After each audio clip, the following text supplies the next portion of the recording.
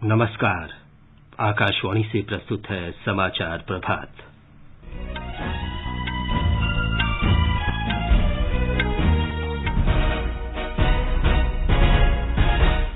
सरकार ने तमिलनाडु, कर्नाटका, महाराष्ट्र, तेलंगाना और हरियाणा के लिए न्यूनतम समर्थन मूल्य पर 14 लाख मीट्रिक टन दलहन और तिलहन की खरीद को मंजूरी दी। निर्वाचन आयोग आज बिहार विधानसभा चुनाव की तैयारियों की समीक्षा करेगा। केंद्र ने औद्योगिक क्षेत्रों में कोविड से बचाव के लिए सुरक्षित कार्यस्थल के दिशा निर्देश जारी किए। उत्तर प्रदेश के प्रत्येक जिले में लेवल 2 स्तर के कोविड अस्पताल स्थापित किए जाएंगे। और आईपीएल क्रिकेट में सनराइजर्स हैदराबाद ने दिल्ली कैपिटल्स को 15 रन से हराया। समाचार प्रभात में अपने सहयोगी फरहत नाज के साथ मैं विमलेंदु पांडे। महात्मा गांधी की 150वीं जयंती वर्ष के अवसर पर विशेष श्रृंखला में हम बुलेटिन का आरंभ बापू की बात से कर रहे हैं। महात्मा गांधी ने 25 अक्टूबर 1947 को जेल में कैदियों को संबोधित करते हुए कहा था कि अपराध एक बीमारी है और जेल पुनर्वास केंद्र की तरह है जिसमें बीमारी का उपचार होता है। तो उस वक्त जेलों में जो चलता था उसका मैं तुम्हें गवाह हूँ। मैं जानता हूँ कि क्या चलता था, क्या नहीं चलता था, कितना बुरा था, कितना अच्छा था। लेकिन अब तो मैं कह सकता हूँ कि जब बागडोर हमारे हाथ में आ गई है तो हमारी जेल तो जेल नहीं है, वो तो हमारी अस्पताल बननी चाहिए। और जिन्होंने खून किया है या तो जिन्होंने चोरी की है, जो डाकू बना है, या तो दूसरे बहुत पीनल कोड में तो कोई एक गुना थोड़ा है, काफी गुना लिया है, उसमें से एक गुना उसने किया, तो मैं उस सब गुनाह को एक किस्म की व्याधि मानता हूँ। वो एक मर्ज है, तो रोगी बने। कोई गुनाह करने के खातिर गुनाह नहीं करता है। सरकार ने अपनी मौजूदा न्यूनतम समर्थन मूल्य योजना के अनुसार किसानों से खरीफ फसलों की खरीद जारी रखी है। कृषि मंत्रालय ने कहा है कि राज्यों के प्रस्तावों पर तमिलनाडु, कर्नाटका, महाराष्ट्र, तेलंगाना और हरियाणा राज्यों के लिए 14 लाख मीट्रिक टन से अधिक दलहन और तिलहन खरीद की मंजूरी दी गई है। खरीफ विपणन सीजन के दौरान वर्ष 2020-21 में हरियाणा और पंजाब में धान की खरीद 26 सितंबर से शुरू कर दी गई है। अब तक 3,164 मीट्रिक टन धान हरियाणा में और 13,256 मीट्रिक टन पंजाब में खरीदा जा चुका है। मंत्रालय का कहना है कि अब तक सरकार ने अपनी नोडल एजेंसियों के माध्यम से 46.35 मीट्रिक टन मूंग की दाल की खरीद की है। कर्नाटका और तमिलनाडु के 3,961 किसानों से 5,089 मीट्रिक टन कोपरा खरीदा गया है। खाद्य और उपभोक्ता मामलों के राज्य मंत्री राव साहब दानवे ने आकाशवाणी से विशेष बातचीत में कहा कि समर्थन मूल्य पर खरीदारी शुरू हो गई है। किसानों को भड़काया जा रहा था कि सरकार अब एमएसपी पे खरीदारी शुरू नहीं करेगी, लेकिन मैं आपको जानकारी देता हूं कि भारत सरकार ने पहले ही साल हरियाणा, पंजाब और बाकी देश के हिस्सों में भी खरीदारी एमएसपी ही सरकार शुरू करेगी। मेरी पंजाब के कृषि मंत्री से कल ही बात हुई, उनका जो बकाया राशि थी उनकी वो भी मैंने भेज दी है और पंजाब के कृषि मंत्री ने मोदी जी का अभिनंदन भी किया है। ये गलत है कि सरकार एमएसपी से खरीदारी नहीं करेगी। सरकार एमएसपी से ही खरीदारी करेगी, इसमें किसानों को गुमराह करने की कोई कोशिश न करे। और सरकार ने जो एनसीबीसी की जो पैसा था 20,000 करोड़ वो जारी भी कर दिया है। प्रधानमंत्री नरेंद्र मोदी ने किसानों को न्यूनतम समर्थन मूल्य की गारंटी और कृषि उपज की सरकारी खरीद जारी रखने का आश्वासन दिया है। उत्तराखंड में नमामि गंगे मिशन के तहत 6 बड़ी परियोजनाओं का शुभारंभ करने के बाद श्री मोदी ने कहा कि विपक्ष नहीं चाहता कि किसान इस देश में आजाद हों। उन्होंने कहा कि विपक्ष को झूठ फैलाने की आदत छोड़ देनी चाहिए। एमएसपी लागू करने का काम स्वामीनाथन कमीशन की इच्छा के अनुसार हमारी ही सरकार ने किया। आज ये लोग एमएसपी पर ही किसानों में भ्रम फैला रहे हैं। देश में एमएसपी भी रहेगी और किसानों को कहीं पर भी अपनी उपज बेचने की आजादी भी रहेगी, लेकिन ये आजादी कुछ लोग बर्दाश्त नहीं कर पा रहे हैं। इनकी काली कमाई का एक और जरिया समाप्त हो गया है, इसलिए इन्हें परेशानी है। प्रधानमंत्री ने कहा कि 3 नए कृषि कानूनों का उद्देश्य किसानों को देश में कहीं भी अपनी उपज बेचने की आजादी देना है। प्रधानमंत्री ने कल उत्तराखंड में नमामि गंगे मिशन के तहत जिन परियोजनाओं का वीडियो कॉन्फ्रेंस के जरिए शुभारंभ किया, उनमें जगजीतपुर में 6 करोड़ 80 लाख लीटर प्रतिदिन क्षमता के मलजल उपचार संयंत्र का निर्माण, 2 करोड़ 70 लाख लीटर दैनिक क्षमता के मौजूदा संयंत्र में सुधार तथा हरिद्वार के सराय में 1 करोड़ 80 लाख लीटर दैनिक क्षमता के मलजल उपचार संयंत्र का निर्माण शामिल हैं। प्रधानमंत्री ने कहा कि सरकार ने नमामि गंगे मिशन को केवल गंगा को निर्मल बनाने तक ही सीमित नहीं रखा, बल्कि इसे देश में सबसे बड़ा व्यापक नदी संरक्षण कार्यक्रम बना दिया। हमने नमामि गंगे मिशन को सिर्फ गंगा जी की साफ सफाई तक ही सीमित नहीं रखा, बल्कि इसे देश का सबसे बड़ा और विस्तृत नदी संरक्षण कार्यक्रम बनाया। सरकार ने चारों दिशाओं में एक साथ काम आगे बढ़ाया। आज इस चौतरफा काम का परिणाम हम सभी देख रहे हैं। आज नमामि गंगे कार्यक्रम के तहत 30,000 करोड़ रुपए से अधिक की परियोजनाओं पर या तो काम चल रहा है या फिर पूरा हो चुका है। श्री मोदी ने कहा कि गंदे पानी को गंगा नदी में गिरने से रोकने के लिए बड़ी संख्या में ऐसे मलजल उपचार संयंत्र बनाए गए हैं जो अगले 10 से 15 वर्ष की आवश्यकता पूरी कर सकते हैं। प्रधानमंत्री ने कहा कि सरकार गंगा नदी के तट पर जैविक खेती गलियारा विकसित कर रही है। प्रधानमंत्री ने कहा कि जल शक्ति मंत्रालय देश में प्रत्येक घर तक जल पहुंचाने के मिशन में लगा है। जल जीवन मिशन के तहत रोजाना करीब 1 लाख परिवारों को पेयजल सुविधाओं से जोड़ा जा रहा है। श्री मोदी ने कहा कि पानी की एक एक बूंद की कीमत समझते हुए जल जीवन मिशन चलाया जा रहा है। जल जीवन मिशन भारत के गांवों में हर घर तक शुद्ध जल पाइप से पहुंचाने का ये बहुत बड़ा अभियान है। मिशन का लोगो निरंतर इस बात की प्रेरणा देगा कि पानी की एक एक बूंद को बचाना आवश्यक है। इस अवसर पर केंद्रीय जल शक्ति मंत्री गजेंद्र सिंह शेखावत ने कहा कि सरकार ने राष्ट्र को जल समृद्ध बनाने के लिए बहुआयामी प्रयास किए हैं। आज पूरे विश्व के सामने एक चुनौती है और यथा हमारे देश के सामने भी एक बहुत बड़ी चुनौती है, लेकिन जिस तरह से सरकार ने काम किया है और बहुआयामी प्रयास जल के क्षेत्र में राष्ट्र को जल समृद्ध बनाने के लिए जो किए गए, उनका प्रभाव और परिणाम अब दिखाई देने लगा है। निश्चित ही जल संचय, जल संरक्षण, भूजल के पुनर्भरण और इसके विवेकपूर्ण उपयोग के विषय में लोगों में जन चेतना का आगाज हुआ है और यह आंदोलन अब जन जन का विषय बनने लगा है। भारत ने चीन के इस दृष्टिकोण को अस्वीकार कर दिया है कि वो वास्तविक नियंत्रण रेखा LAC के बारे में अपने 1959 के रवैये पर कायम है। भारत ने चीन से ये भी कहा है कि वो वास्तविक नियंत्रण रेखा की एक तरफा व्याख्या करने से बाज आए। LAC को लेकर चीन के विदेश मंत्रालय की रिपोर्ट के जवाब में विदेश मंत्रालय के प्रवक्ता अनुराग श्रीवास्तव ने बताया कि भारत ने नियंत्रण रेखा को लेकर चीन की 1959 की एक तरफा परिभाषा को कभी स्वीकार नहीं किया। भारत अपने इस दृष्टिकोण पर शुरू से ही कायम रहा है और चीन सहित सभी को इसकी जानकारी है। विदेश मंत्रालय के प्रवक्ता ने कहा कि भारत चीन से अपेक्षा करता है कि वो ईमानदारी से और निष्ठापूर्वक दोनों देशों के बीच हुए समझौतों और सहमति का पूरी तरह से पालन करेगा और वास्तविक नियंत्रण रेखा की अस्वीकार्य व्याख्या करने से बाज आएगा। भारत ने तथाकथित गिलगित बल्तिस्तान विधानसभा चुनाव कराए जाने की पाकिस्तान की घोषणा का विरोध किया है। विदेश मंत्रालय ने कहा है कि गिलगित और बल्तिस्तान सहित जम्मू कश्मीर और लद्दाख भारत के अभिन्न अंग हैं।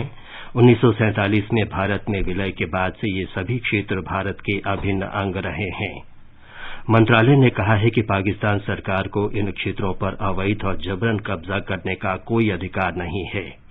भारत का ये भी कहना है कि पिछले 7 दशकों से इन क्षेत्रों के लोगों के मानवाधिकारों के उल्लंघन और उनके शोषण और उनकी आजादी छीनने की पाकिस्तान की कार्रवाई छिप नहीं सकते।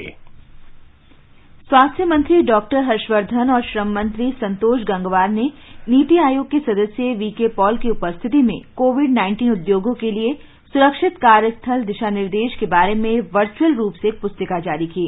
इस अवसर पर डॉक्टर हर्षवर्धन ने कहा कि ये दिशा निर्देश सराहनीय हैं और समय से जारी किए गए हैं तथा इससे औद्योगिक कामगारों की देखभाल में मदद मिलेगी। उन्होंने कहा कि ये निर्देश कामगारों और श्रमिकों के लिए व्यापक योजनागत निर्देश के रूप में काम करेंगे और इससे कार्यस्थल पर कोविड के जोखिम स्तर का पता लगाने में मदद मिलेगी और वे अपने परिसर में कोविड नियंत्रण के उपाय कर सकेंगे।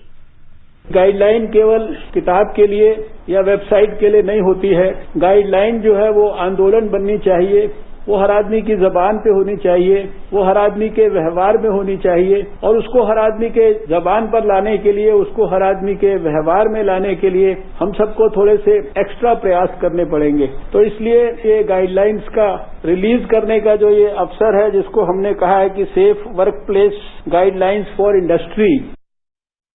स्वास्थ्य मंत्री ने कहा कि प्रधानमंत्री नरेंद्र मोदी के नेतृत्व में सरकार कामगारों के कल्याण के लिए प्रतिबद्ध है। उन्होंने कहा कि देश आर्थिक गतिविधियां शुरू करने की दिशा में आगे बढ़ रहा है और इसीलिए ये महत्वपूर्ण है कि औद्योगिक परिसरों में इन निर्देशों का कड़ाई से पालन किया जाए।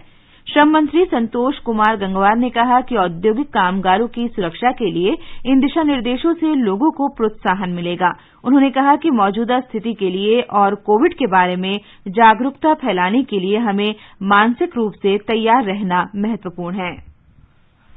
भारतीय आयुर्विज्ञान अनुसंधान परिषद आईसीएमआर की ओर से किए गए दूसरे सेरो सर्वेक्षण के नतीजे जारी कर दिए गए हैं।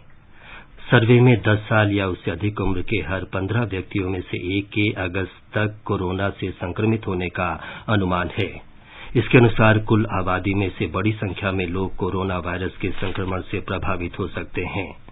आईसीएमआर के महानिदेशक डॉक्टर बलराम भार्गव ने बताया कि 17 अगस्त से 22 सितंबर तक 10 साल और उससे ऊपर के 29,000 से अधिक लोगों के बीच सर्वे किया गया, जिनमें से 6.6% लोगों को पूर्व में कोविड संक्रमण के लक्षण दिखाई दिए। वहीं 18 साल और उससे ऊपर के 7.1% वयस्क आबादी में भी पहले कोविड होने के लक्षण दिखे। उन्होंने कहा कि शहरी झुग्गी बस्तियों में संक्रमण का जोखिम शहरों के गैर झुग्गी इलाकों से 2 गुना और ग्रामीण क्षेत्रों से 4 गुना अधिक था। महानिदेशक ने कहा कि जनसंख्या के बड़े हिस्से पर संक्रमण का जोखिम है, इसलिए परीक्षण, निगरानी, पहचान, उपचार और प्रौद्योगिकी के इस्तेमाल की 5 सूत्रीय रणनीति का पालन आवश्यक है ताकि महामारी पर नियंत्रण पाया जा सके। नीति आयोग के सदस्य डॉक्टर वीके पॉल ने कहा कि भारत ने कोविड महामारी के प्रबंधन में काफी हद तक कामयाबी हासिल की है और ये नियंत्रण में है। उन्होंने लोगों से आग्रह किया कि वे सर्दी के महीनों को देखते हुए बहुत सतर्क रहें, क्योंकि इस दौरान सांस से संबंधित बीमारियों के प्रकोप की आशंका अधिक रहती है। डॉक्टर पॉल ने सभी लोगों से मास्क पहनने और किसी के भी संपर्क में आते समय सुरक्षित दूरी बनाए रखने के नियम का पालन करने का भी आग्रह किया। सरकार ने कहा कि देश में अब तक 51 लाख से अधिक रोगी कोविड महामारी से स्वस्थ हुए हैं और दुनिया के किसी भी देश में इस महामारी से ठीक हुए लोगों की सबसे अधिक संख्या है। स्वस्थ होने वालों की दर 83.01% हो गई है। केंद्रीय स्वास्थ्य सचिव राजेश भूषण ने कहा कि भारत में प्रति 10 लाख आबादी पर कोविड मामलों की संख्या विश्व में सबसे कम है। उन्होंने कहा कि हाल के दिनों में स्वस्थ होने वालों की संख्या नए मामलों की संख्या से काफी अधिक रही है, जिससे दोनों के बीच अंतर बढ़ता जा रहा है। ये समाचार आकाशवाणी से प्रसारित किए जा रहे हैं। खुजली झटपट दूर करे, जालिम लोशन, वही नाम वही काम, कुछ भी नहीं बदला। चर्म रोगों का दुश्मन जालिम लोशन। समाचार प्रभात में आपका फिर स्वागत है। आगे बढ़ने से पहले एक नजर फिर से मुख्य समाचारों पर। सरकार ने तमिलनाडु, कर्नाटक, महाराष्ट्र, तेलंगाना और हरियाणा के लिए न्यूनतम समर्थन मूल्य पर 14 लाख मीट्रिक टन दलहन और तिलहन की खरीद को मंजूरी दी। निर्वाचन आयोग आज बिहार विधानसभा चुनावों की तैयारियों की समीक्षा करेगा। केंद्र ने औद्योगिक क्षेत्रों में कोविड से बचाव के लिए सुरक्षित कार्यस्थल के दिशा निर्देश जारी किए। उत्तर प्रदेश के प्रत्येक जिले में लेवल 2 स्तर के कोविड अस्पताल स्थापित किए जाएंगे और आईपीएल क्रिकेट में सनराइजर्स हैदराबाद ने दिल्ली कैपिटल्स को 15 रन से हराया।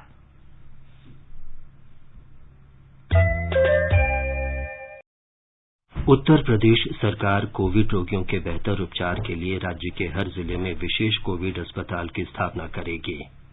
मुख्यमंत्री योगी आदित्यनाथ आज 6 जिलों में 700 बिस्तर वाले ऐसे अस्पतालों का उद्घाटन करेंगे जिनसे राज्य में स्वास्थ्य सेवाओं को सुदृढ़ करने में सहयोग मिलेगा।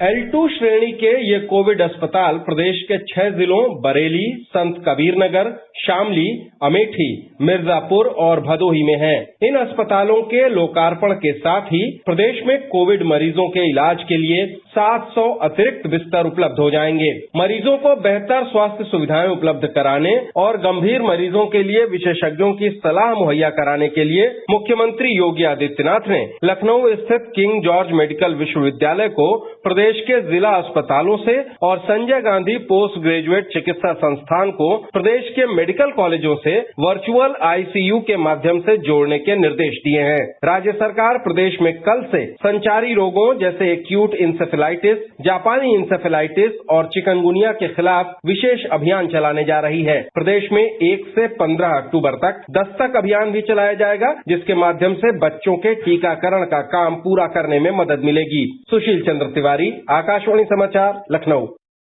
गुजरात में अब तक 1,15,859 कोविड रोगी स्वस्थ हो चुके हैं। हमारी संवाददाता ने बताया है कि स्वस्थ होने की दर भी बढ़कर 85.19% हो गई है। ब्यौरा हमारे संवाददाता से। गुजरात में अब तक संक्रमण के 1,36,000 से ज्यादा मामले पाए जा चुके हैं। कल 1,383 मरीजों के ठीक होने के साथ अस्पतालों से छुट्टी दी गई। कुल 43,56,000 से अधिक लोगों का कोविड-19 के लिए परीक्षण किया जा चुका है। इसमें से 62,338 परीक्षण कल एक ही दिन में किए गए। राज्य में सबसे अधिक 311 नए मामले कल सूरत में दर्ज हुए। इस वक्त 16,703 सक्रिय मामले हैं, जिसमें से 89 मरीज वेंटिलेटर पर है। कल 11 मरीजों की मृत्यु के साथ कोविड-19 से जान गंवाने वाले मरीजों की संख्या 3,442 हो चुकी है। इस बीच अहमदाबाद नगर निगम ने संक्रमण के नए मामले सामने आने के बाद 15 नए क्षेत्रों को माइक्रो कंटेनमेंट जोन में शामिल किया है। योगेश पंड्या, आकाशवाणी समाचार, अहमदाबाद। मध्य प्रदेश सरकार ने सभी नर्सिंग होम और निजी अस्पतालों में कोविड उपचार की दरों को अस्पताल काउंटर पर प्रदर्शित करना अनिवार्य कर दिया है। इसके अतिरिक्त रोगियों और उनके परिजनों को भी उपचार की दरों की जानकारी दी जाएगी। उच्च न्यायालय के आदेश का पालन करते हुए राज्य के स्वास्थ्य विभाग ने यह आदेश जारी किया है।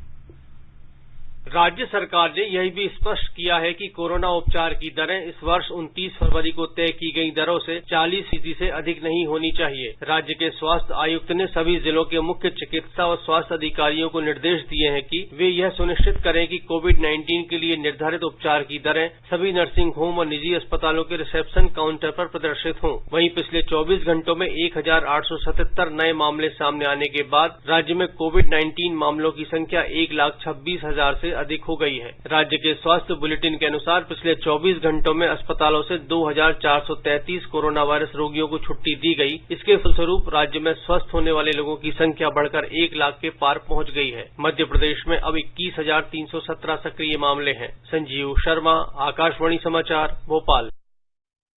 बृहन्मुंबई महानगर पालिका ने कहा है कि मुंबई में मास्क नहीं पहनने वाले लोगों को बसों, टैक्सी और ऑटो रिक्शा जैसे सार्वजनिक परिवहन के साधनों के उपयोग की अनुमति नहीं दी जाएगी। बीएमसी के अनुसार मॉल, कार्यालयों, रिहायशी सोसाइटी जैसी तमाम जगहों पर मास्क नहीं तो प्रवेश नहीं के स्टीकर लगाए जाएंगे, ताकि लोगों में कोरोना वायरस के प्रकोप से बचाव के लिए मुंह को ढकने जैसे उपायों के प्रति जागरूकता बढ़े। ब्यौरा हमारे संवाददाता से।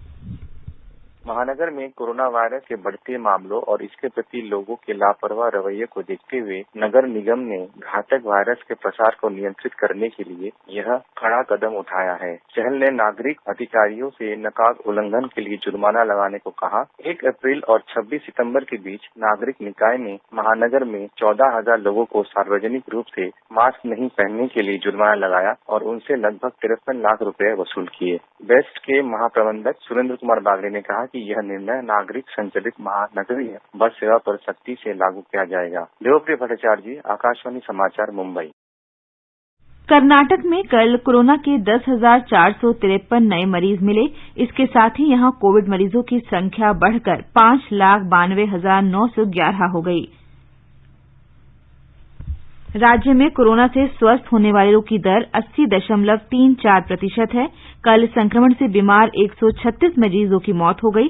इसके साथ ही अब तक राज्य में कोरोना से मरने वालों की संख्या बढ़कर 8,776 हो गई है। तमिलनाडु सरकार ने अतिरिक्त छूट के साथ पूर्णबंदी 31 अक्टूबर तक बढ़ा दी है। चेन्नई में कल जारी बयान में मुख्यमंत्री एडापड्डी पळनिसामी ने कहा कि पूर्णबंदी में छूट देने का उद्देश्य राज्य की अर्थव्यवस्था को बढ़ावा देना है। राज्य सरकार ने लॉकडाउन में जो छूट दी है उसमें उल्लेखनीय ये है कि चेन्नई हवाई अड्डे पर आने वाली घरेलू उड़ानों की संख्या दोगुना बढ़कर प्रतिदिन 100 हो जाएगी। इसके अतिरिक्त भोजनालयों और चाय की दुकानों को खोलने का समय भी बढ़ा दिया गया है। हालांकि शिक्षा संस्थान, सिनेमा हॉल, पर्यटन स्थल, समुद्री किनारे और संग्रहालयों को अभी बंद रखा जाएगा। चेन्नई की उपनगरीय ट्रेन सेवा अभी स्थगित रहेगी। इससे पहले टीवी सीरियलों के लिए शूटिंग की अनुमति दी गई थी और अब फिल्मों की शूटिंग की भी अनुमति दे दी गई है, बशर्ते एक बार में 100 से अधिक लोग उपस्थित न हों। राज्य में स्कूल और कॉलेजों को फिर से खोलने में समय लगेगा। सरकार इस सिलसिले में अभिभावकों से सुझाव लेने की योजना बना रही है। चेन्नई से जय सिंह की रिपोर्ट के साथ समाचार कक्ष से भवतारिणी। इस बीच राज्य में कोरोना के रोगियों की संख्या बढ़कर 5,92,000 तक पहुंच गई है। राज्य में कल 5,546 लोगों में कोरोना की पुष्टि हुई। राज्य में अब तक 5,36,000 से अधिक लोग स्वस्थ हो चुके हैं। मुख्य निर्वाचन आयुक्त सुनील अरोड़ा के नेतृत्व में निर्वाचन आयोग आज बिहार में विभिन्न राजनीतिक दलों से विचार विमर्श करेगा। ब्यौरा हमारे संवाददाता से। आयोग का दल पटना में 26 जिलों के जिला मजिस्ट्रेटों और पुलिस अधीक्षकों के साथ समीक्षा बैठक भी करेगा। इन जिलों में सारण, सीवान, गोपालगंज और मुजफ्फरपुर शामिल हैं। निर्वाचन आयोग के अधिकारी विधानसभा चुनावों की तैयारियों की समीक्षा के लिए पटना के 3 दिन के दौरे पर हैं। मुख्य निर्वाचन आयुक्त के साथ निर्वाचन आयुक्त सुशील चंद्र और राजीव कुमार भी राज्य के दौरे पर हैं। बिहार ऐसा पहला राज्य है जहां कोविड-19 महामारी के बीच विधानसभा चुनाव कराए जा रहे हैं। निर्वाचन आयोग कल गया जाएगा, जहां 12 जिलों के जिला मजिस्ट्रेटों और पुलिस अधीक्षकों के साथ समीक्षा बैठक आयोजित की जाएगी। इन जिलों में औरंगाबाद, कैमूर और रोहतास शामिल हैं। दिल्ली वापसी से पहले निर्वाचन आयोग बिहार के मुख्य सचिव, गृह सचिव और पुलिस महानिदेशक के साथ समीक्षा बैठक करेगा। पटना से कृष्ण कुमार लाल की रिपोर्ट के साथ समाचार कक्ष से अलका सिंह। गांधी जी 1932 में जब पुणे के यरवड़ा जेल में अनशन पर थे, तभी आज के दिन हरिजन सेवक संघ की स्थापना हुई थी। ये ऐतिहासिक घटना 1931 में लंदन में दूसरे गोलमेज सम्मेलन के बाद हुई थी। इस सम्मेलन में गांधी जी ने हिंदू समुदाय के वंचित वर्ग के लोगों को पृथक निर्वाचक समूह के रूप में अलग करने का विरोध किया था। गांधी जी इसे हिंदू समुदाय में विभाजन के लिए ब्रिटिश सरकार की गलत नीति के रूप में पाया था और इसे बांटो और शासन करो की ब्रिटिश नीति बताया था। अस्पृश्यता यानी छुआछूत का मुकाबला करने के लिए हरिजन सेवक संघ की स्थापना की गई और एक नया साप्ताहिक पत्र हरिजन शुरू किया गया। 20 सितंबर 1932 को जब उपवास शुरू हुआ, तब शांति निकेतन में गुरुदेव रविंद्रनाथ टैगोर ने काले रंग के कपड़े पहनकर इस उपवास का महत्व और अस्पृश्यता की बुराई से लड़ने के बारे में लोगों को एक बड़ी सभा में बताया। अंग्रेजों द्वारा एक वैकल्पिक चुनावी व्यवस्था को स्वीकृति देने के बाद गांधी जी ने उपवास तोड़ा। यह अस्पृश्यता यानी छुआछूत के अंत की शुरुआत थी। गांधी जी ने हमेशा कहा, जब तक छुआछूत है तब तक स्वराज संभव नहीं है। वीरेंद्र के साथ अनुपम मिश्र, आकाशवाणी समाचार, दिल्ली। कर्नाटका के बेलगावी जिले के पास उडाली नामक गांव गांधीवादी तरीके से जीवन यापन का जीवंत स्मारक बन चुका है। गांधी दर्शन इस गांव में रचा बसा है। 1937 में महात्मा गांधी ने इस गांव में कुछ समय व्यतीत किया था और यहां चरखा और खादी का प्रयोग आरंभ किया था। कर्नाटका सर्वोदय मंडली के अध्यक्ष एन नरसिम्हैया ने बताया कि किस तरह हुडाली गांव में आज भी लोग गांधी के बताए रास्ते और उनके आदर्शों पर चल रहे हैं तथा ग्रामीण उद्योग को आगे बढ़ा रहे हैं। The whole Hudli speaks of, even today, industries, cottage industries advocated by Gandhi. Gandhi was there for 7 days. Nearly 360 people sitting together and spinning. That went on for 7 days. So, on the basis of the principles advocated by Gandhi, cooperative farming is there, cooperative societies are there, khadi weaving, khadi selling, even cottage industries. Even today, it is alive. Media की खबरों के अनुसार पाकिस्तान में प्रमुख विपक्षी दलों के नए गठबंधन ने घोषणा की है कि वे 11 अक्टूबर को इमरान खान के नेतृत्व वाली सरकार के खिलाफ पहली सार्वजनिक रैली का आयोजन करेगा। पाकिस्तान के प्रमुख विपक्षी दलों ने पिछले हफ्ते पाकिस्तान डेमोक्रेटिक मूवमेंट के नाम से एक गठबंधन की शुरुआत की, जो सत्तारूढ़ सरकार को उखाड़ फेंकने के लिए देशव्यापी प्रदर्शन का आयोजन करेगा। अबुधाबी में आईपीएल क्रिकेट मुकाबले में राशिद खान और भुवनेश्वर कुमार की धमाकेदार गेंदबाजी की बदौलत सनराइजर्स हैदराबाद ने दिल्ली कैपिटल्स को 15 रन से हरा दिया। सनराइजर्स हैदराबाद ने दिल्ली कैपिटल्स को 20 ओवर में 7 विकेट पर 147 रन के स्कोर पर समेट दिया। इससे पहले सनराइजर्स हैदराबाद ने 4 विकेट पर 162 रन का बड़ा स्कोर खड़ा कर दिया। आज दुबई में राजस्थान रॉयल्स का सामना कोलकाता नाइट राइडर्स से होगा। और अब एक नजर देश भर के आज के मौसम के अनुमान पर। राष्ट्रीय राजधानी दिल्ली में आसमान आमतौर पर साफ रहेगा। न्यूनतम तापमान 23 डिग्री सेल्सियस रिकॉर्ड किया गया और अधिकतम तापमान 37 डिग्री सेल्सियस रहने के आसार हैं। मुंबई में आज गरज के साथ बौछारें पड़ने का अनुमान है। न्यूनतम तापमान 25 डिग्री सेल्सियस दर्ज हुआ और अधिकतम 32 डिग्री सेल्सियस के आसपास रहेगा। चेन्नई में तापमान 27 और 35 डिग्री सेल्सियस के बीच रहने की संभावना है। कोलकाता में न्यूनतम तापमान 27 डिग्री सेल्सियस रिकॉर्ड किया गया और अधिकतम 34 डिग्री सेल्सियस रहने की आशा है। केंद्र शासित प्रदेश जम्मू कश्मीर के जम्मू में न्यूनतम तापमान 21 डिग्री सेल्सियस दर्ज हुआ, जबकि अधिकतम तापमान 35 डिग्री सेल्सियस तक जा सकता है। श्रीनगर में न्यूनतम तापमान 9 डिग्री सेल्सियस रिकॉर्ड हुआ, जबकि अधिकतम 27 डिग्री सेल्सियस रहने की उम्मीद है। गिलगित में तापमान 11 और 26 डिग्री सेल्सियस के बीच रहने की उम्मीद है। मुजफ्फराबाद में भी आसमान साफ रहेगा। दोपहर या शाम तक बादल छाए रह सकते हैं। तापमान 15 से 33 डिग्री सेल्सियस के बीच रहेगा। ये समाचार हमारी वेबसाइट newsonair.com/hindi पर भी उपलब्ध हैं। और अब आज के समाचार पत्रों की सुर्खियों के साथ हैं फरहत नाज। धन्यवाद विमलेंदु। वास्तविक नियंत्रण रेखा पर चीन का एक तरफा दावा अखबारों की अहम खबर है। हिन्दुस्तान की सुर्खी है, भारत ने एलएसी पर चीन के दावे को किया खारिज। 61 साल पहले चीन ने एक तरफा तरीके से तय की थी वास्तविक नियंत्रण रेखा। अमर उजाला के शब्द हैं, चीन के पैंतरे पर भारत का करारा जवाब। भारत ने कभी 1959 की एलएसी नहीं स्वीकारी। उत्तराखंड में नमामि गंगे परियोजना के तहत जलमल शोधन संयंत्र और गंगा संग्रहालय के लोकार्पण के अवसर पर जनसत्ता ने प्रधानमंत्री नरेंद्र मोदी के बयान का उल्लेख किया है। न्यूनतम समर्थन मूल्य रहेगा और किसान कहीं भी बेच सकेंगे अपनी उपज। राजस्थान पत्रिका लिखता है, प्रधानमंत्री मोदी ने विपक्ष पर साधा निशाना, कहा काली कमाई का रास्ता बंद हुआ तो किसानों की आजादी सहन नहीं हो रही। देश में दूसरे राष्ट्रीय सेरो सर्वेक्षण के परिणाम पर अमर उजाला की सुर्खी है, पिछले महीने तक 60% आबादी कोरोना संक्रमित होकर ठीक हुई, मिली एंटीबॉडी, 90% से ज्यादा आबादी सुरक्षित। उपराष्ट्रपति एम वेंकैया नायडू भी हुए कोरोना पॉजिटिव। 5 महीने बाद कोविड मरीजों के बढ़ने की 9 दिन की औसत दर 0 से नीचे आने पर दैनिक भास्कर के शब्द हैं, सबसे सुखद है 0। अगर यही ट्रेंड रहा तो मरीज 102 दिन में आधे होंगे। 21 राज्यों में अच्छे संकेत, 15 राज्यों में नए मरीजों की संख्या बढ़ी। हाथरस सामूहिक दुष्कर्म की घटना में लड़की की मृत्यु पर अखबार मुखर है। नवभारत टाइम्स लिखता है, निर्भया जैसी दरिंदगी कई हड्डियां तोड़ी। और अब चलने से पहले प्रस्तुत है बापू का प्रिय भजन वैष्णव जन तो तेने कहिए, जिसे सिंगापुर के कलाकारों ने गाया है। वैष्णव जन तो तेने कहिए,